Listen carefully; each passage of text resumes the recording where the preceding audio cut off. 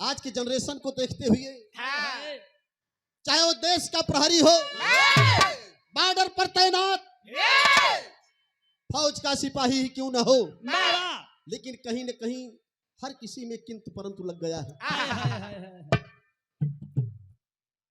आज देश की सत्ता चलाने वाले से मेरा निवेदन है, प्रशासन इतना दुष्ट है, चुरुस्त है, तो ऐसा क्यों हो रहा है? भूमिका के अंदर अंदाज लाल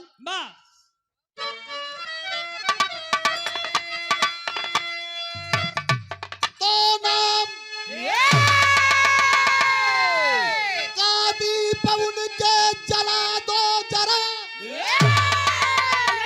अरे जो लहू की मसाले जला कर गए, ऐसे रिश्ते फरिश्ते को सत सत नमन,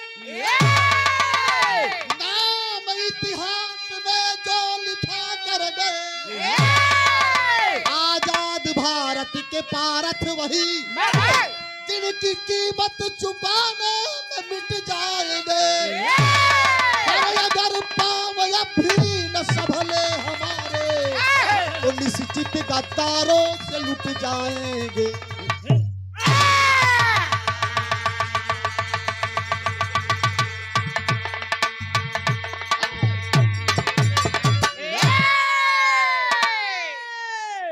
क्रांतिकारी भी रहा है। आज के नौजवानों को देश की हिफाजत कर रहे हैं, फौजी जवानों को भी सीख लेना चाहिए ऐसे क्रांतिकारी महापुरुषों से। बताना चाहूंगा, एक लाइन गीत हो लाल और बढ़ा ले पत्ती।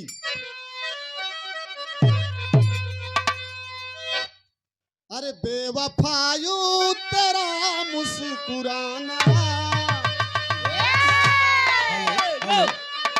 हमारे बीच में बोर्रा के प्रधान मदन यादव तेरा मुस्कुराना। शुरुआत तब हो वही तो टेलर रहा।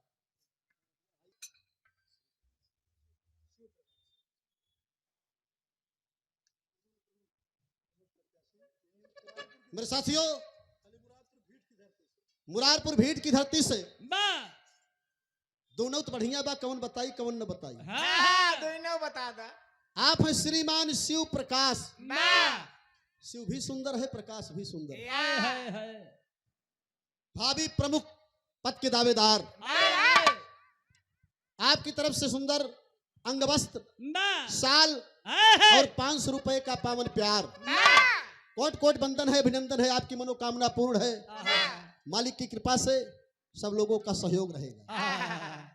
जैसे नेताजी जाई के अयोध्या में कह दिले हैं,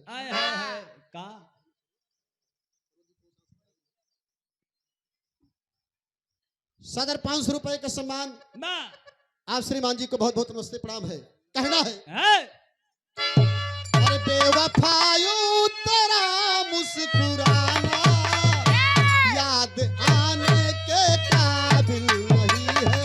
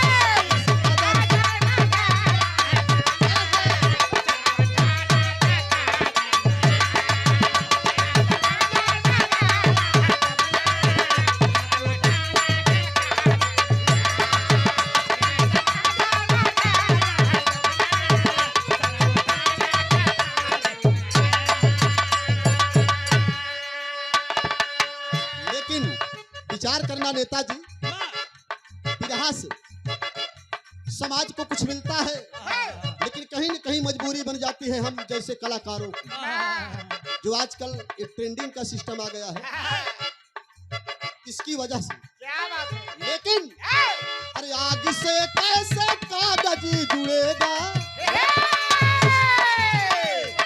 दरोगा जी, अरे आग से कैसे कागज जुड़ेगा, कर जुड़ा है तो कोई बताए, आग से कैसे जुड़ेगा।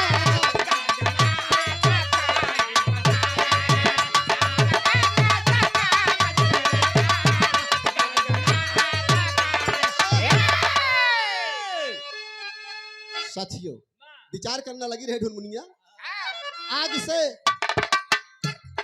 से कैसे कागज जुड़ेगा, यह संभव है। आग से कैसे कागज जुड़ेगा, कर जुड़ा है तो कोई बताए, आग से कैसे कागज जुड़ेगा,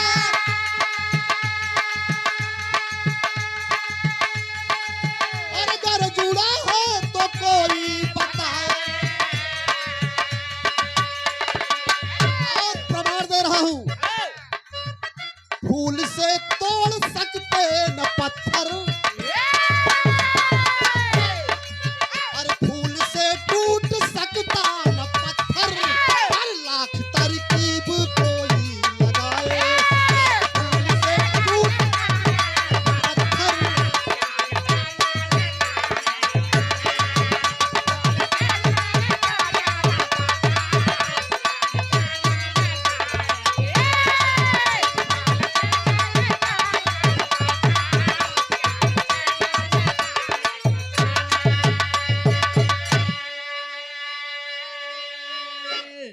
ये है सामाजिक आईना, ये है साहित्य का दर्पण, इसीलिए तो बिरहा कहा जाता है। आज भी अगर बिरहा में वो लकीर नहीं होती, वो पाई नहीं होती, तो शायद बिरहा कब का विलुप्त हो चुका होता। लेकिन बारे बिरहा की दुनिया सजाने वाले, बिरहा की बाग को बनाने वाले, नमन है, बंदन है ऐसे बिहारी गणेश गुरु घराने को। कहना है मतभेद हो जाए मेरे साथियों, मतभेद हो जाए चलेगा, लेकिन मन का भेद नहीं होना। नहीं होना चाहिए। बधी जंजीरों में जब अस्मिता हमारी थी, बधी जंजीरों में जब अस्मिता हमारी थी, दिवस हो भारती विधवा का रूप धार।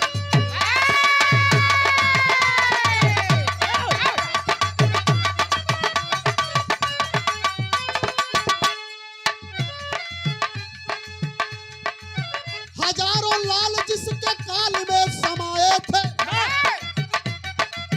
हजारों लाल जिसके काल में समाये थे, बचे कुछ शेष जो क्रांति की गुल बजाए।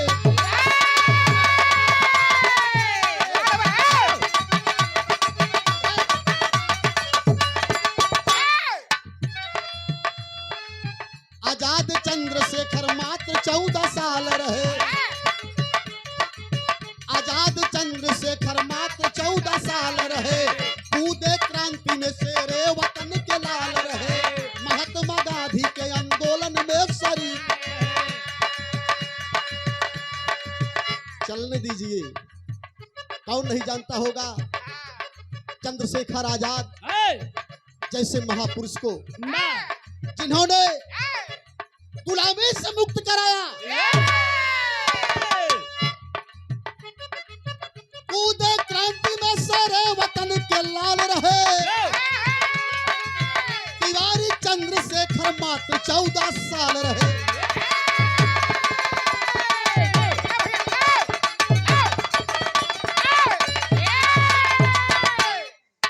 महात्मा गांधी के आंदोलन में शरीक हुए, महात्मा गांधी के आंदोलन में शरीक हुए, चढ़ गए पुलिस के हत्थे और निर्भीक। 14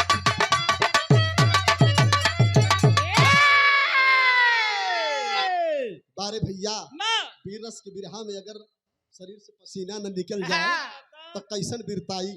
भैया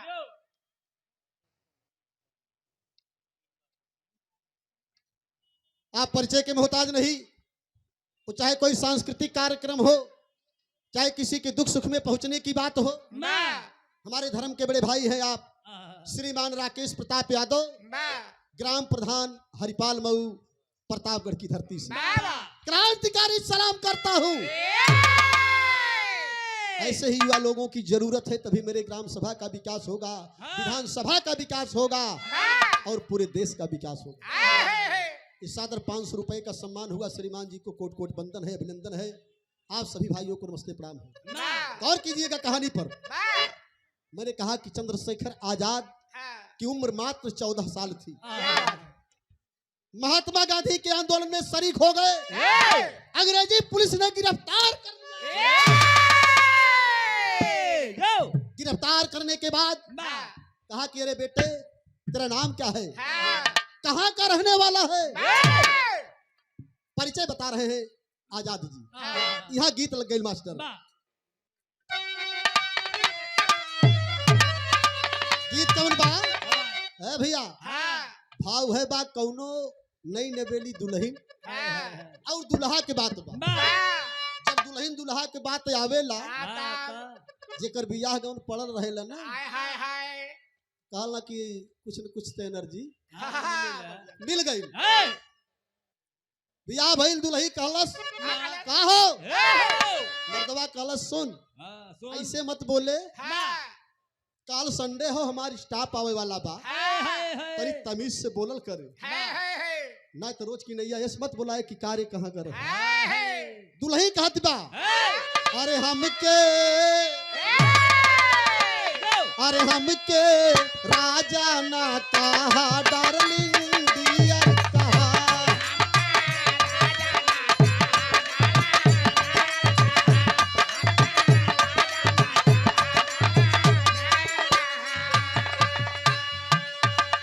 आप हैं सम्मानित श्रीमान सुरेश कुमार मिश्रा जी, भावी जिला पंचायत पद के प्रत्याशी हैं। आपकी तरफ से सादर 500 रुपए का सम्मान हुआ है। बहुत बहुत अभिनंदन है, बंदन है। जब वो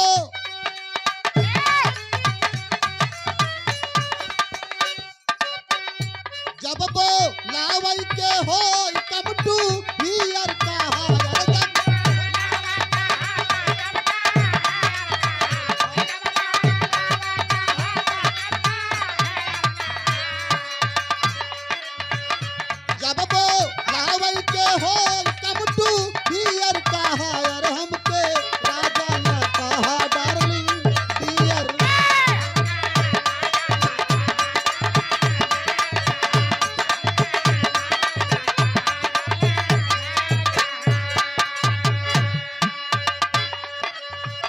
मेरे साथियों, ये तो भाव रहा, लेकिन अंग्रेजी पुलिस ने जब चंद्रशेखर आजाद से कहा कि क्या नाम है तेरा, तब उन्होंने बताया हर नामा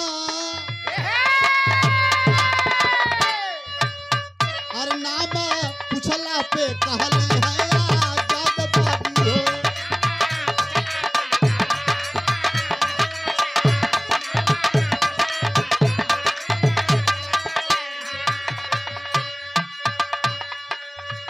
देखिए श्रीमान मुराद अली और हमारे बड़े भाई शेर बहादुर यादव, प्रधान जी की तरफ से सुंदर पुष्पमाला 1100 रुपए देकर के सम्मान किया गया। मेरे साथियों, जोरदार तालियों से स्वागत होना चाहिए।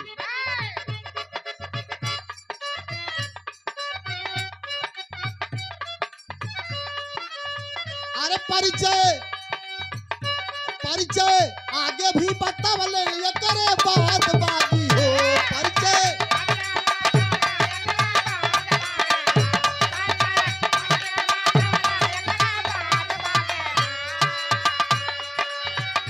परिचय आगे भी बतावले, ये करे बात बाकी हो। नामा पूछला पे कहले है आजाद बागी हो।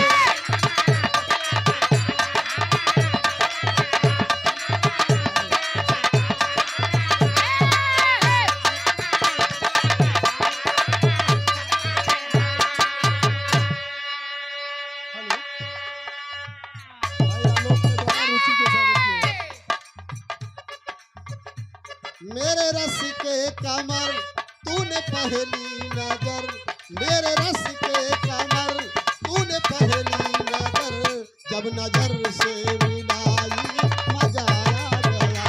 मेरे रस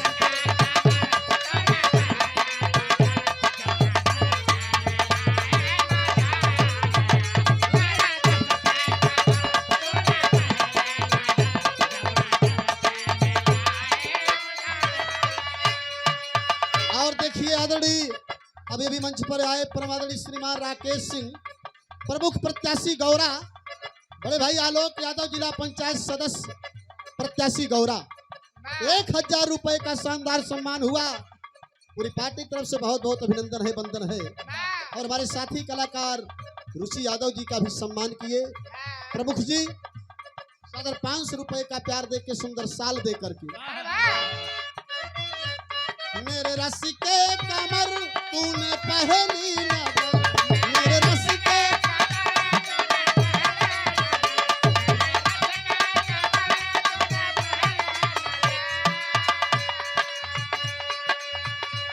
मेरे रस के कमर तूने पहली नजर, जब नजर से मिलाई मजा आ गया। बर्फ सी घिर गई काम ही कर गई, बर्फ सी घिर गई काम ही कर गई, आग ऐसी लगाई मजा आया।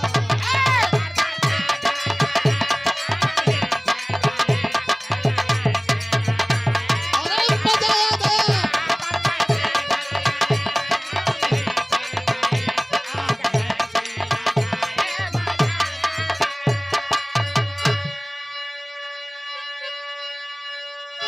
स्वागत किया गया, लेकिन कहानी न छूटे मेरे प्रेमियों, मेरे साथियों। मैंने कहा चंद्रशेखर आजाद मात्र 14 साल की उम्र में आंदोलन में शरीक हुए महात्मा गांधी की। अरे वाह, अंग्रेजी पुलिस गिरफ्तार कर लेती है, बंद कर देती है और पूछती है, ऐ बालक बता तेरा नाम क्या है? आजाद ने कहा नाम पूछले पे बतवले हैं आजाद बागी हूँ। तेरे पिता का क्या नाम है? बाबूजी के नाम है स्वतंत्र जज साहब।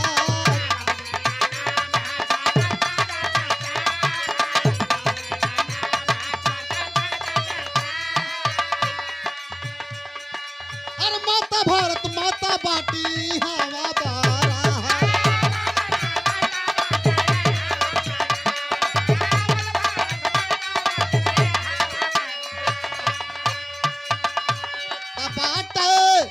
जेलिया में घर रखी है याद बागी हो, बाटे जेलिया में घर रखी है याद बागी हो, नामा उछला के कहले।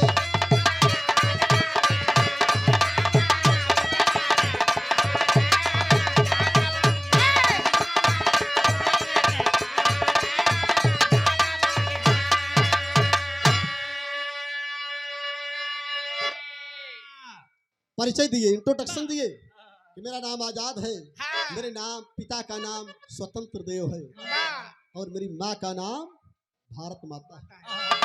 अंग्रेजी पुलिस को गुस्सा आ गई, कह रहे तेरी ये मजाल, इतने साहस इतनी दृढ़ता पूर्वक जवाब दे रहा है, दया आ गई, छोड़ दो इसे। बाबूजी आजाद को आजाद कर दिया अंग्रेजी पुलिस ने, लेकिन वहां से कूच किए। काकोरी कांड के बाद, हथियारों को लूटने के बाद कैले है का चंद्रशेखर आजाद, गीत लग गई। और दुल्ही कहलस, हम के सवार रंग मन नहीं भावे, ए हो सावरिया।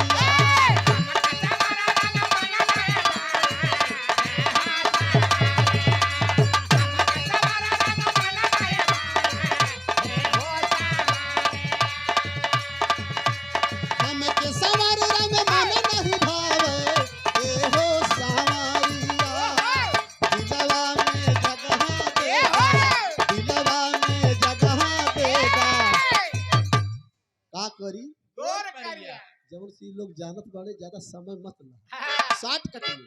लेकिन अरे मीटिंग जरूरी रहा भाई के रे लगाड़िया, चलने पुजारिया।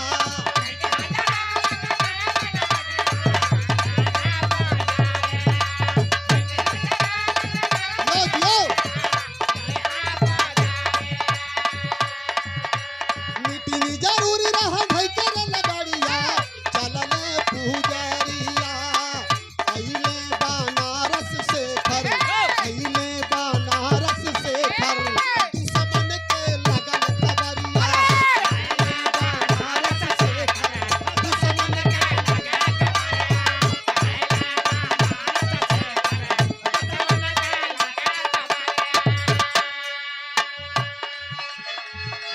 मीटिंग का प्लान किए बलिया में। चंद्रशेखर आजाद ट्रेन पकड़ करके बनारस के लिए रवाना हुए, और जब बनारस की धरती पर पहुंचे, गए हैं कहा? आइले एक घर में जहवा तबला गाना, आइले एक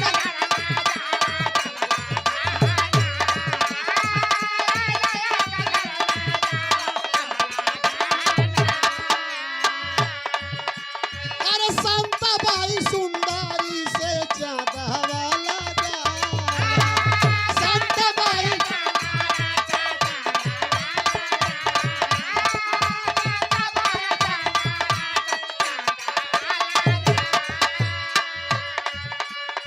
चंद्रशेखर आजाद बनारस की धरती पर आए, अपने आप को बचाते हुए, और बनारस की धरती पर एक बेश्या के कोठे पर पहुंचे, दस्तखत देते हैं। तो कोठे के अंदर प्रवेश किए तो तबला बज रहा है मेरे साथियों, नर्तकी नाच रही है, अपना जलवा बिखेर रही है। चंद्रशेखर आजाद प्रवेश करते हैं। जानावा बचाना बहनी सुनी जब पतूरिया, कल सब पायारिया। जानावा बचाना बहनी सुनी जब पतूरिया, कल सब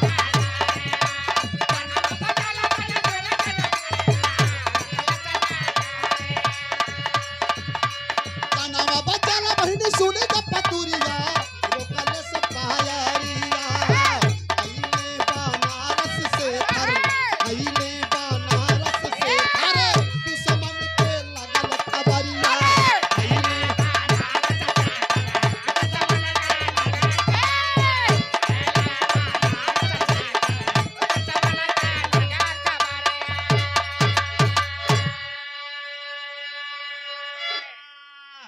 गौर करेंगे मेरे साथियों, बहुत बहुत धन्यवाद है आप सबको। इतनी शांति वातावरण में ऐसा भाव दे रहे हैं, प्यार दे रहे हैं। कलाकार तब गदगद होता है जब लगता है कि कार्यक्रम सुना जा रहा है, देखा जा रहा है। बनारस की धरती पर जब उस नाचने वाली की कोठे पर चंद्रशेखर आजाद ने अपने पैर को रखा, आवाज दिया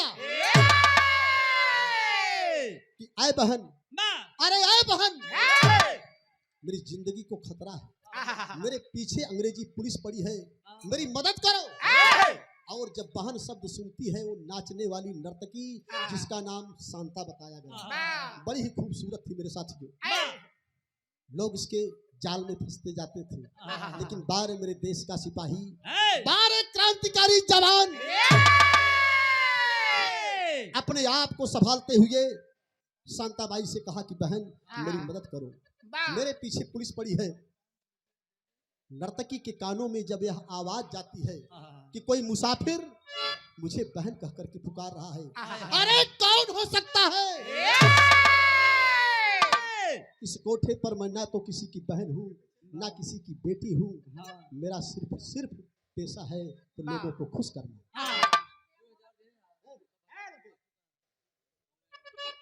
इसी सेवा करबे देश का, कब जगबे? घोड़े की मशीना मुड़े चढ़ा था, हंस के टार देबा। आए भैया, चंद्रशेखर आजाद की आवाज को सुन करके उस नर्तकी ने कहा कि आए मुसाफिर, पैर को रोक लो, आगे मत बढ़ना। यहाँ कोई किसी की बहन नहीं है, कोई किसी की बेटी नहीं है, मेरा पेशा है नाचना, लोगों को खुश करना। बोलिए क्या खिदमत करूं? तारे चंद्रशेखर आजाद, आज के नौजवानों को सीख लेना चाहिए। हमारे देश के रक्षक उस नर्तकी ने कहा चंद्रशेखर आजाद से, क्या कहा? गीत है बाप हमारे स्वर्गीय गुरु रामदेव गाँव क्या गाँव है? हाय हाय कहाँ लागे लू जैसे पटाखा ये भौजी, अरे लागे लू जैसे पटाखा ये भौजी, तोहार कजरा बड़ा पाका ये भौजी।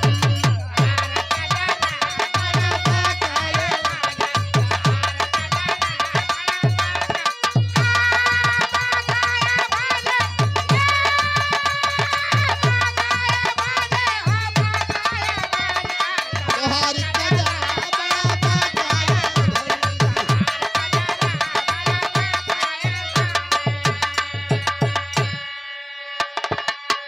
लेकिन सुनिए मेरे दोस्तों, बिरहा है वह नर्तकी शांताबाई कह रही है,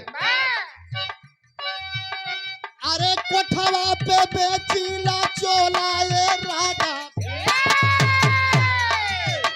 कहे कोठवा पे बेचीला चोला ये राजा, बजर बतिया तनी बोला ये राजा।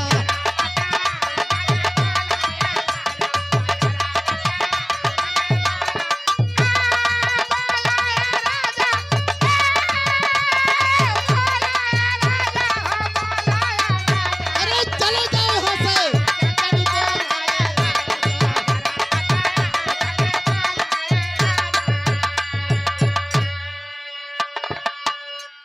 कौन हो?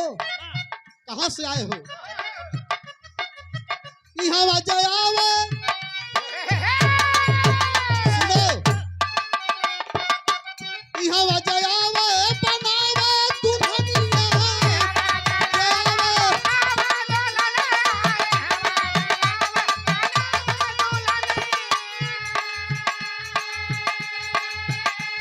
अरे कैसे तू हमारा के कहला बहिनिया, हमारा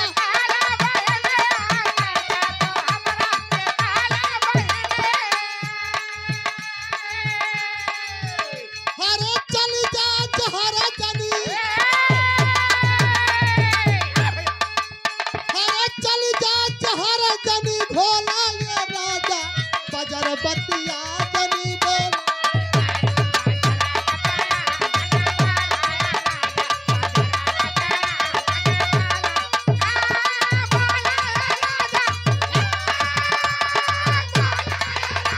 अरे जियो सर, बजर बतिया जनी चले जाओ यहाँ से।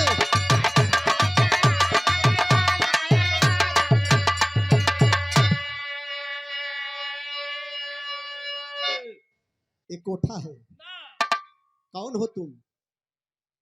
चली जा जहर जनी घोला ए राजा, बजर बतिया जनी। एक बार तो शांताबाई के कदम रुक गए, सोच रही है कि आज तक ऐसा कोई शख्स मेरे इस कोठे पर नहीं आया जिन्होंने मुझे कोई बहन कहा, किसी ने बेटी कह करके संबोधन किया हो। कौन हो भैया? चले जाओ यहाँ से। ऐसे भी कोई नर्तकी नहीं बनती, कोई बेश्या नहीं बनती, कहीं न कहीं उसकी मजबूरी भी होती है। तमाम प्रमाण है। चंद्रशेखर आजाद जब उसकी बातों को सुनते हैं तो डांट कर कहते हैं, सुना है नारी दुनिया में, सुना है नारी दुनिया में ममता की ऐसी मूरत है, अरे रूप अनेकों है जिसके पर धर्म धुरी की सूरत है। मेरे पीछे पुलिस पड़ी, मेरे पीछे पुलिस पड़ी, क्या तेरा इतना फर्ज नहीं? अरे तू भी बेटी है भारत की, क्या भारत माँ का कर्ज नहीं? बाप रे बाप, शांताबाई के दिल को झकझोर दिया। चंद्रशेखर आजाद की बातें सुन करके शांताबाई थर थर थर थर कांपने लगी। चंद्रशेखर आजाद ने कहा कि सुनो, तुम भी इस भारत की नारी हो, क्या तेरा योगदान नहीं है? क्या तू भारत की बेटी नहीं है? क्या बक रही है? हाँ। ठीक है मैं तो जा रहा हूं, लेकिन याद रहे आज के बाद अगर ऐसी ही बातें नारियां करने लगेगी तो शायद भारत में कहीं उसका सम्मान नहीं होगा। कह करके जाने लगे, लेकिन शांताबाई थर थर थर थर कांप रही है। उसके गहनों से आवाज आती है। आवाज का आवत बा? अरे माई हो ललनवा दैदा कहली हो बिरनवा।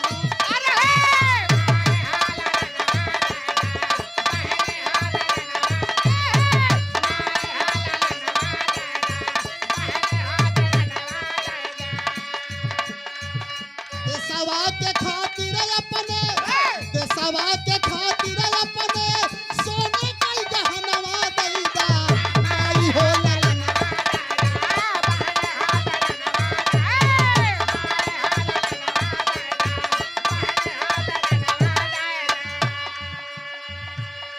जय श्री राम पटेल रामायण मंडली बुर्रा, पटेल हारमोनियम मास्टर बुर्रा से बहुत बहुत धन्यवाद। आपकी कला में चार चांद लगे। माँ सरस्वती के आंचल के फूल हैं हम सब। लेकिन अरे उठवा के ललिया बोले कनवा के बलिया।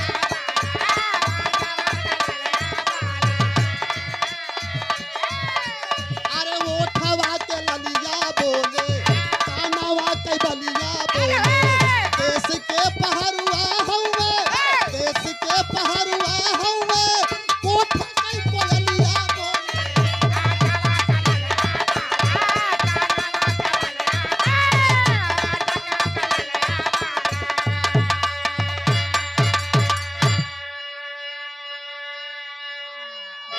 सुने वाले भैया बाबू, चंद्रशेखर आजाद उसके कोठे से उतर करके नीचे खड़े हैं।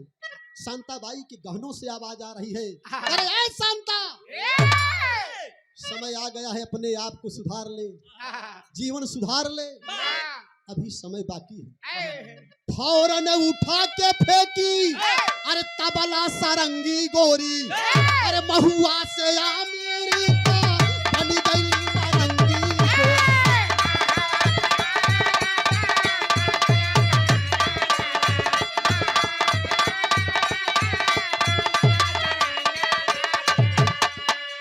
अरे फुफुनी कई रुमलिया बोले, फुफुनी का अरे गरवा कई हंसुलिया बोले।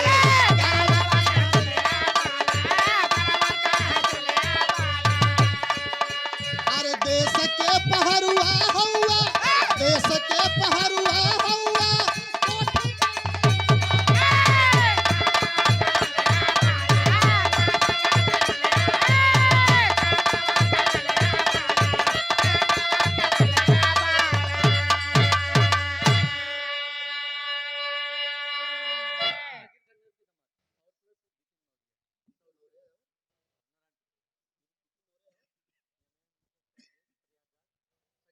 एम इंटरप्राइजेज प्रयागराज की धरती से आप हैं श्रीमान मोहम्मद मुराद जी, और दूसरा सम्मान भैया किसका? श्रीमान विपिन मौर्य जी। वीरस के भाव को देखते हुए आप दोनों महान भावों को बहुत बहुत अभिनंदन है, वंदन है, क्रांतिकारी सलाम है।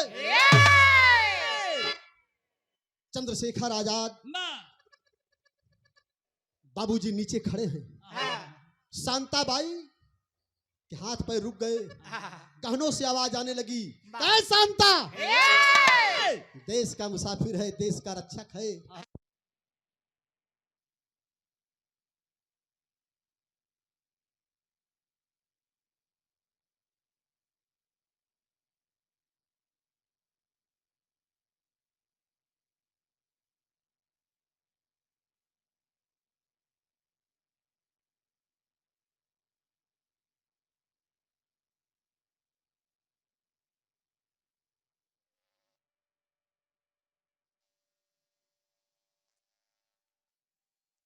Hello hello hello.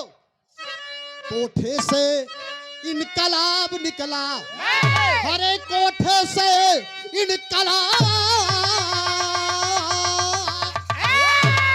कहीं कोठे से इनकलाब निकला। अरे वतन का रंग चढ़ा जब 16 बनी सरा।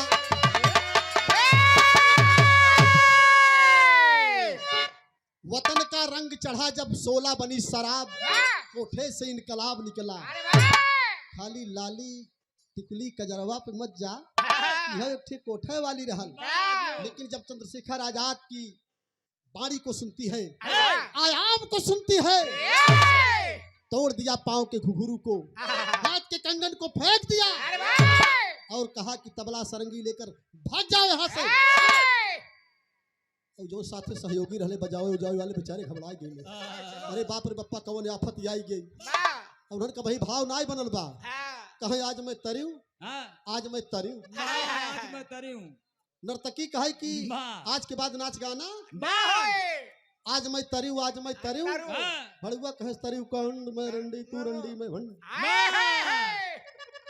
कैसे तरु अब तुम सथू है भैया। चंद्रशेखर आजाद ने कहा कि बोलो। कहा कि भैया मुझे माफ करना, माफ करना मुझे, मैं आपको पहचान नहीं सकी। बांध कलाई पर राखी, बांध कलाई पर राखी सांता ने जोड़ा रिश्ता है। मैं तो समझी थी सौदागर भैया तू वतन फरिश्ता है। कहा कि भैया मुझे माफ कर दो, मैं आपको पहचान नहीं पाई, शायद मुझे देर हो गई। आप तो देश के सच्चे सिपाही हो और मैं कसम खाती हूँ, फाड़ती है राखी बना देती है अपनी साड़ी को और चंद्रशेखर आजाद के कलाई में बांध देती है। कहा कि भैया अगर आपने मुझे इतना सह दिया है तो आज के बाद कृष्ण द्रौपदी जैसे रिश्ता रखूंगी। बोलिए क्या सेवा कर सकती हूँ। चलिए मैं आपके साथ, यहाँ बड़ी सुंदर गीत लगे। अरे सासू मारे तनवा, कहे सासू मारे तनवा, हर नदिया मारे तनवा, तनवा हई हो मारे, अरे तनवा हई हो मारे ना हमारे ये कई बिकहिनी तनवा।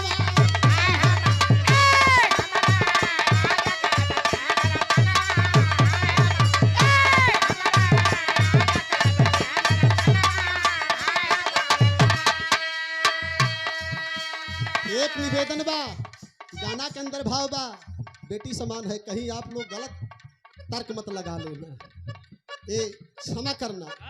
कहना है अरे अमवात खैले कहे कुसुलिया खिंच के मारला दगिया दारी देला, अरे दगिया अरे हमारी कोरी ले सुनरिया दगिया।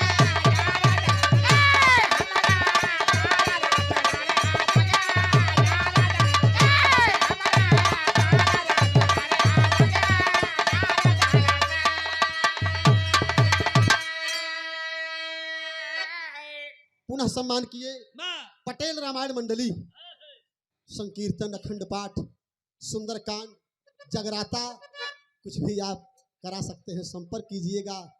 बड़े ही सुंदर आप हारमोनियम मास्टर भी हैं। बहुत बहुत धन्यवाद। थोड़ा बहुत हमहू बजाई ले, हाँ कबो कबो बजाई के गावे पड़त। बहुत बहुत धन्यवाद। लेकिन गौर करना,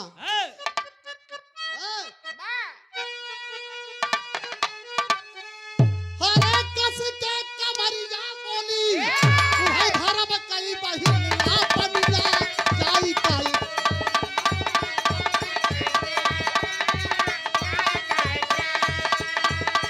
ए भाई दसवा पे जानिया बनिया जाई।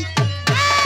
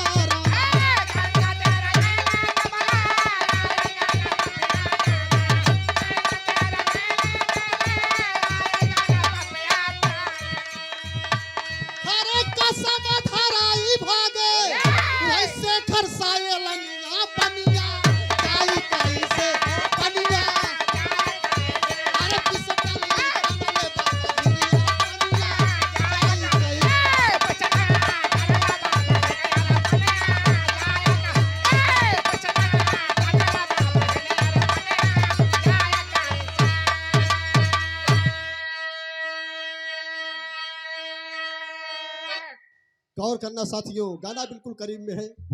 चंद्रशेखर आजाद ने कहा कि ठीक है, बहुत बहुत धन्यवाद है बहन तुझको। चलिए बताइए क्या सेवा कर सकती हो। मेरे पीछे अंग्रेजी पुलिस पड़ी है, बचा लो मुझे। शांताबाई देखिए मेरे साथियों, जब देश की बात आई, जब राष्ट्र की बात आई, तो कोठे पर नाचने वाली एक बेश्या का दिल पसीज गया। कहा कि नहीं, मैं गलत रास्ते पर हूँ, कोई रास्ता दिखा रहा है तो शायद उसका सम्मान होना चाहिए। और कहती है भैया आप चिंता मत करो, आंख पर पट्टी बांध देती है, कहती है कि चलो कहाँ जाना है। बहन मुझे बलिया में मीटिंग करना है, मुझे किसी तरीके से उस नदी के किनारे तक पहुंचा दो। आंख में पट्टी बांध करके हाथ को पकड़ लेती है और धीरे धीरे नदी की तरफ जाती है। तब तक अंग्रेजी पुलिस की पलटन आ जाती है, नजर पड़ती है, आवाज देता है। मेरे साथियों, शांताबाई नजर उठाकर देखती है, करीब बाप रे बाप, भैया शायद अंग्रेजी पुलिस साहब के पीछे आ गई है, आप जाइए जाइए। चंद्रशेखर आजाद ने कहा कि नहीं बहन, एक भाई का फर्ज होता है बहन की रक्षा करे, मैं तुझको छोड़ करके कैसे जा सकता। पापट के लाइन है मास्टर।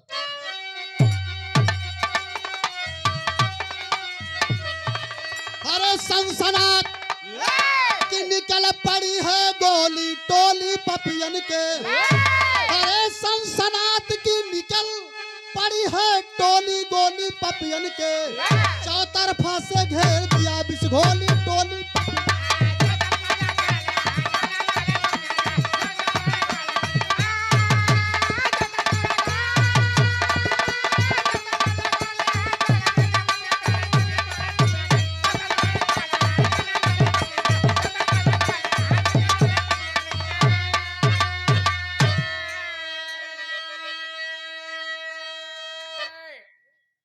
सनसनाट की निकल पड़ी है टोली गोली पपियन के। चौतरफा से घेर दिया बिस्घोली टोली पपियन के। अरे भाग जा भैया आप यहाँ से, कहाँ लगी समझाई हो।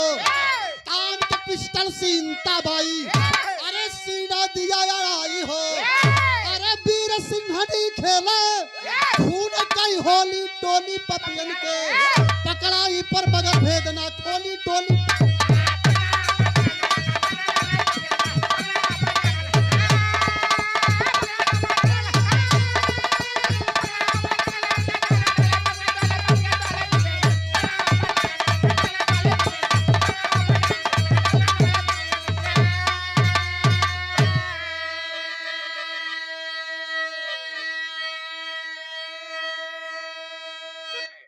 आवाज देती है, भैया भाग जाओ यहाँ, भाग जाओ आप यहाँ से, चले जाओ। आपको मेरी कसम है, राखी की सौगंध है, मैं देख लूंगी। चंद्रशेखर आजाद एक पिस्टल दे देते हैं शांताबाई को। ले बहन तूने कसम धरा दिया है, अब मैं जा रहा हूँ, अपने आप को बचा लेना। चंद्रशेखर आजाद नदी में कूद जाते हैं बाबूजी और बलिया पहुंच जाते हैं। और इधर शांताबाई अकेले कितना मुठभेड़ करे। अंग्रेजी पुलिस ने शांताबाई को गोली मार देती है बाबूजी। अरे ये कबोर देश ये कबोर, ये कबोरी देश ये कबोरी। अरे धर्म कई बहिनिया भैया, ये कबोरी देश।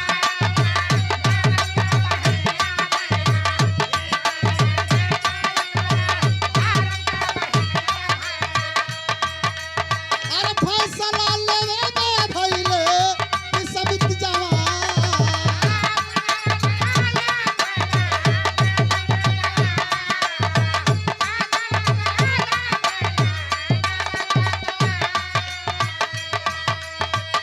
बार बार कहला से कूद ना दिया में बाबू, बार बार कहला से कूद।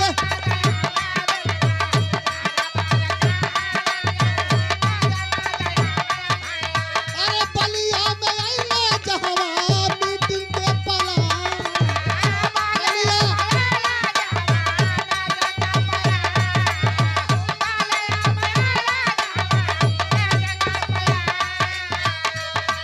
गौर करना साथियों, चंद्रशेखर आजाद तो चले गए, लेकिन शांताबाई कहा कि अरे कायरों, पीछे से वार क्यों करते हो?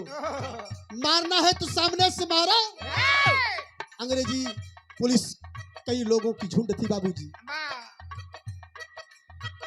भैली शहीद शांता खा के सीने गोलियां बाबू। भैली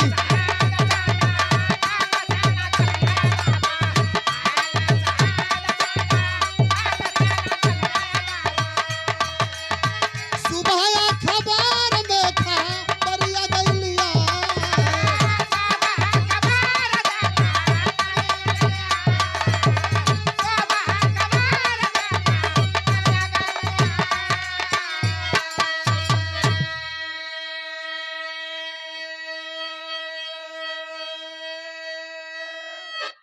इस भक्ति भावना करते हैं लोग, लेकिन ना तो इससे बड़ी कोई भक्ति है, न इससे बड़ी कोई पूजा है। जो राष्ट्र के लिए पूजा करता है, जो देश के लिए मरता है, वो किसी देवी देवताओं से कम नहीं है साथी। मेरा निवेदन है, ये सुंदर पुष्पमाला हार फूल अगर चढ़ाना है तो उन शहीदों की अर्थी पर सजा दो, मजार पे सजा दो। आडंबरबाज से दूर रहे। शांताबाई सीने पे गोली खा करके बाबूजी शहीद हो जाती है। और चंद्रशेखर आजाद जब सुबह अखबार पढ़ते हैं तो आंख से आंसू आ गए कि तूने मुझे बचाने के चक्कर में अपने आप को कुर्बान कर दिया। हेलो, हमारे बीच में और भैया निवेदन है, हमारे व्यूअर जो मठिया वाली रोड पर बाइक खड़ी है, एक मिनट सुबह मौके पे आपने देश की सेवा किया है। यमयम इंटरप्राइजेज मुराद अली प्रयागराज से और विपिन मौर्य नारायणपुर कला से, दोनों महान भावों को बहुत बहुत अभिनंदन है, वंदन है। उपस्थित जनमानस को नमस्ते प्रणाम। मेरे साथियों, शांताबाई तो शहीद हो जाती है, लेकिन चंद्रशेखर आजाद बलिया से कूच करते हैं। कैसे?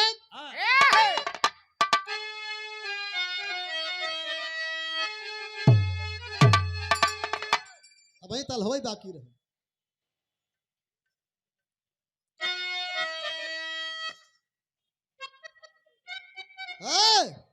भाव है बनल रहे।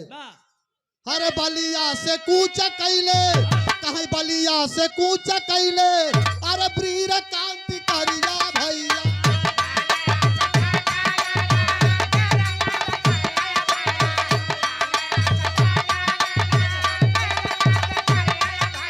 अरे अइले इलाहाबाद छुप के सुजा।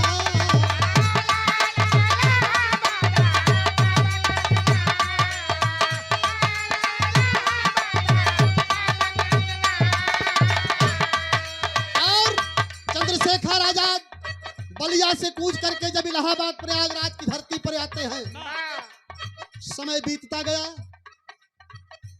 देश के गद्दारों ने, हमारे घर के गद्दारों ने, जैसा कभी बाबूजी ने बताया कि अपने घर के रावण को हटाओ, अपने घर के रावण को मिटाओ। देश कई गद्दार कौनो कैलस मुख बिरिया भैया। देश कई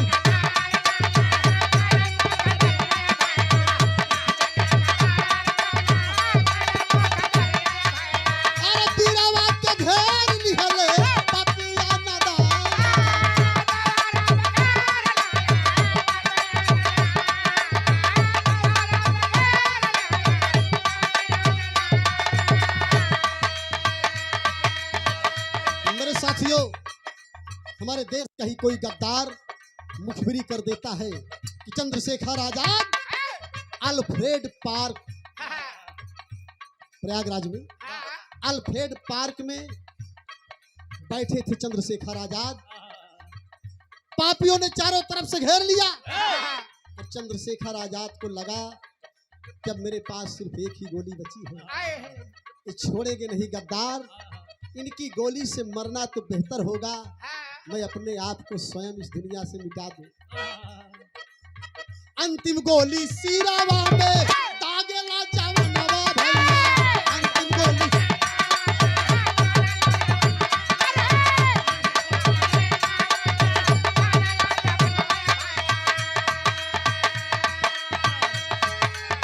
जीते जी धराई बघाटी कई है स्वाभिमान।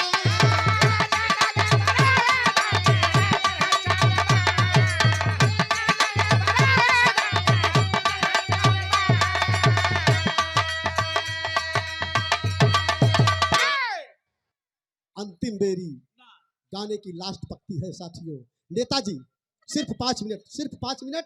इसके बाद स्वागत सम्मान जो भी जिसका करना हो, जो बचा खुचा हो, सबका सम्मान कर देना। लेकिन मेरा निवेदन है कि सिर्फ 5 मिनट का मौका चाहिए। नेताजी 5 मिनट, मात्र 5 मिनट प्लीज।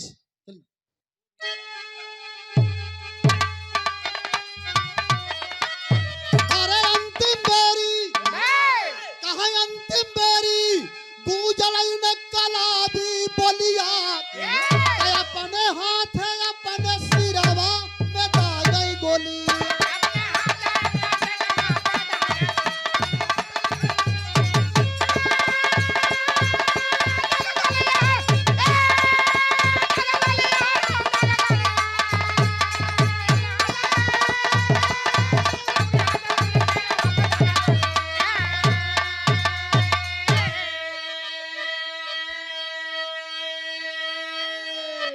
बहुत बहुत धन्यवाद ठेकेदार साहब, करनाईपुर चौराहे से श्रीमान ओम प्रकाश। अंग्रेजी वही विदेशी, जिन लोगों को चंद्रशेखर आजाद जैसे, सुभाष चंद्र बोस जैसे लोगों ने भगाया, लेकिन बारे दुनिया कहीं न कहीं बुराई है तो कहीं न कहीं अच्छाई है। जो प्रेजेंट टाइम की सरकार है शायद इससे बढ़िया अंग्रेजी हुकूमत थी। ध्यान देना आप लोग। मैं बताना चाहूंगा इससे सुंदर ब्रिटिश सरकार थी। उन्हीं का दिया हुआ सब कुछ है। अभी हमारी सरकार ने क्या बनाया, हमारे देश के प्राइम मिनिस्टर ने क्या बनाया, जो अंग्रेजों ने बनाया था सिर्फ उसको बेचने का काम किया। ये कोई राजनीतिक मंच नहीं है। जो मैं बता रहा हूं यही सत्य। आप श्रीमान जी की तरफ से 101 रुपए का पावन प्यार, बहुत बहुत अभिनंदन है, बंदन है। रोजी रोजगार के लिए आदमी कुछ भी करता है। और देखिए हाँ, जल्दी जल्दी करा, एकदम बहुत जल्दी जिन करा। जल्दी का करना ठीक नहीं, जल्दी का होता काम बुरा। कहा गए हमेशा बड़े लोग की जल्दी का अंजाम बुरा।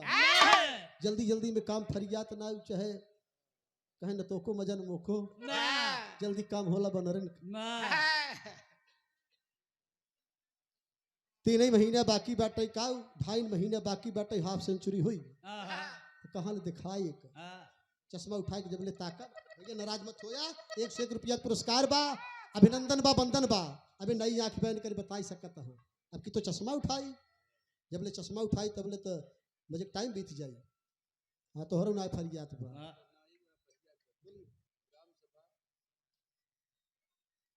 ग्राम सभा मेड़ुआडी 10 नवंबर मेला है। रात में के करना नौटंकी आई, हिमांशु यादव, हिमांशु डांसर हमके यादव कब से नाच बांध ले। हाँ मोर भैया जब मन बनाए हुए तो देखा भूल के बांध जिन ले। हाँ ना तुम गाना चलाई लागे, तेरी मेरी तेरी मेरी तेरी मेरी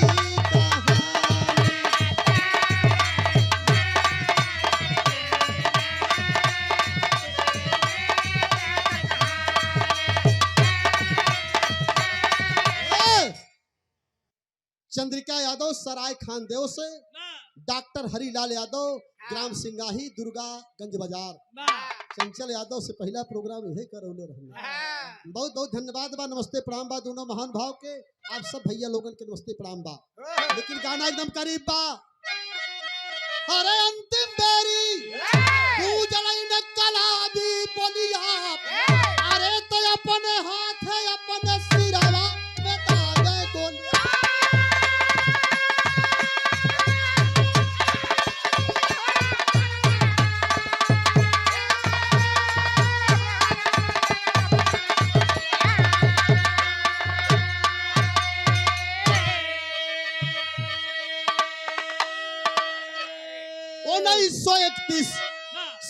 22 फरवरी के दिनवा देशवा के छोड़ गईले देश के रतनवा।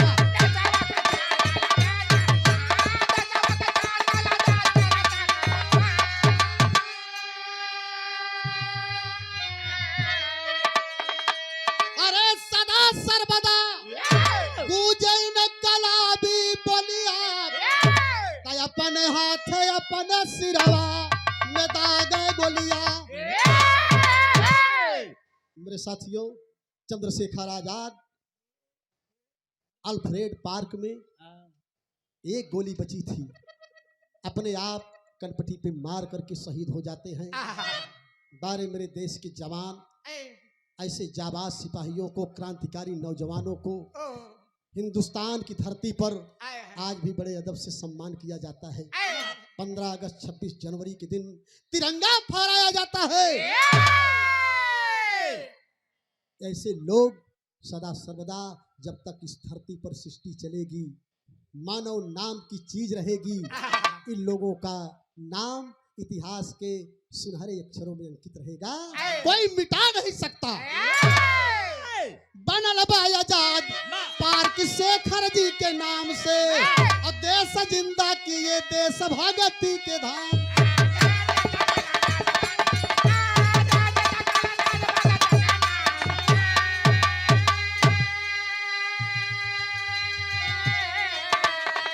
अरे रखल पिस्तौल, ये प्रमाण है। विश्वास नहीं होगा तो कोई जाकर के देख लेगा। मेरा छोटा बेटा पढ़ता है वही सलोरी में।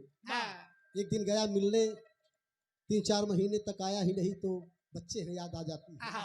मिलने गया तो मैंने कहा कि बेटा कुछ, मैं एक गीत गाता हूँ। ले गया आजाद पार्क में, घूम घूम करके देखा, मेरे आंख से आंसू निकल गए बाबूजी। 12 चंद्रशेखर आजाद हरे रखल पिस्तौल म्यूजियम में देला हुलिया।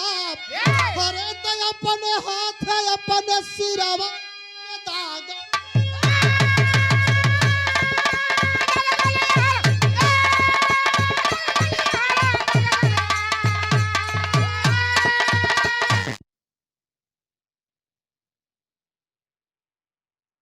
अंतिम लाइन, यही मरंग चढ़ी देश की बात हो। बिरहा गावा टिकुली का जरवा रोक देहला, बाकी कम ना हो। एक्सपीरियंस मीन्स अनुभव होला। 30 साल से महू 32 साल से का घास थोड़ी न छीलत रहे प्रधान जी। बिरहा जगत का कोना कोना आप सबके आशीर्वाद सम्मान दहलस, सम्मान कैलेस। चाहे हीरा चचा रहा हो, चाहे स्वर्गीय दादा राम कैलाश, जनाब हैदर अली जुगनू का दर्शन हुआ था। शायद 3 महीना जीवित होते तो महाराष्ट्र की धरती पर कार्यक्रम हुआ। बोले कि बेटा थोड़ा सा लेट हो गया। मैं ऐसी विभूतियों को प्रणाम करता हूँ जिन्होंने बिरहा को रूप दिया। आज बिरहा देश दुनिया में प्रसिद्ध है बाबूजी, विदेशों तक लोग सुन रहे हैं। आज के नेताओं से मेरा कहना है, अरे आज वही के नेतावन से कहना हमारा, बेची दे है देसावा के सुनी ना जहां।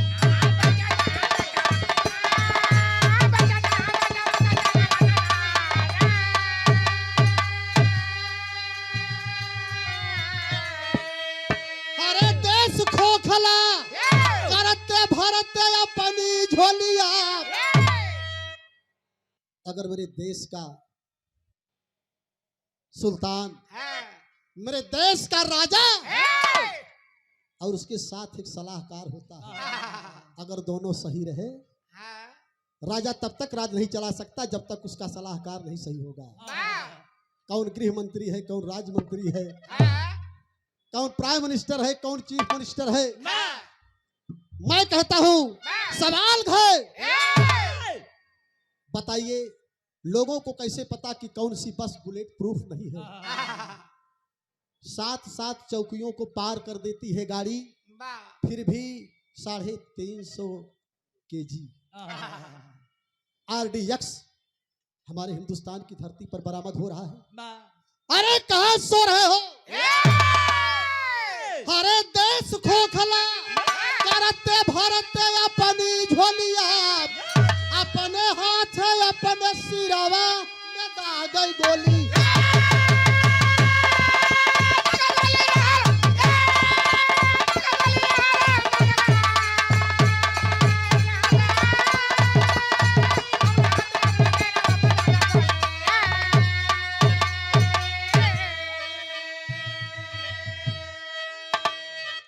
पिताजी के कहने पर मैंने अपने गीत को नया मोड़ दिया, जो सामाजिक तथ्य पे अमल करें।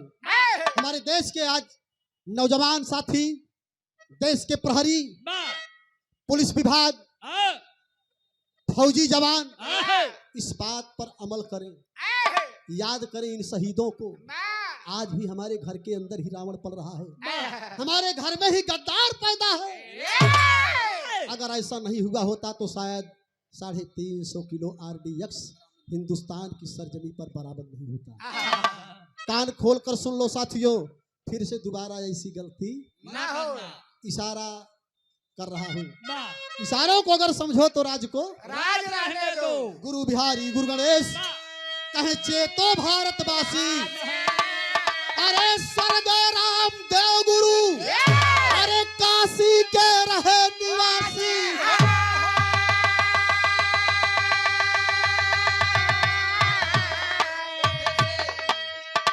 अरे कोठे से इनकलाब निकला, अरे कोठे से इनकलाब निकला, शिवराम गया कभी का कोई नहीं जवाब। कोठे से इनकलाब,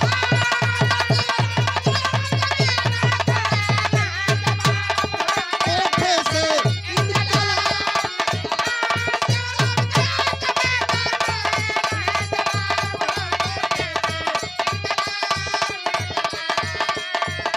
रब ने बनाया मुझे, रब ने बनाया मुझे तेरे लिए, तुझे मेरे लिए हो। रब ने बनाया मुझे तेरे लिए,